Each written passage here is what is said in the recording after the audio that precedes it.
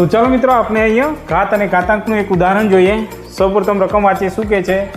જો અહીંયા કૌંસની ઘાત છે બરોબર અને અહીંયા કૌંસ વગર છે તો અહીંયા શું કહે છે કૌંસની ઘાત હોય તો ઘાતનો ગુણાકાર થશે બરોબર। તો જો મિત્રો અહીંયા 2 ની 2 ઘાત અને કૌંસની આખી 3 ઘાત છે બરોબર। અહીંયા 2 ની 2 ઘાત અને 2 ની 3 ઘાત। તો જો મિત્રો અહીંયા કૌંસની ઘાતનો ગુણાકાર થશે બરોબર। તો 2 એ આધાર છે 2 ગુણ્યા 3 કરીશું ગુણ્યા અહીંયા आधार 2 है बराबर। अँ 2 ની કેટલી 3 घात है એટલે 2 ની 3 घात એટલે 2 ने આપણે કેટલી વખત 3 વખત ગુણવું પડશે 2 ગુણ્યા 2 ગુણ્યા 2 બરાબર।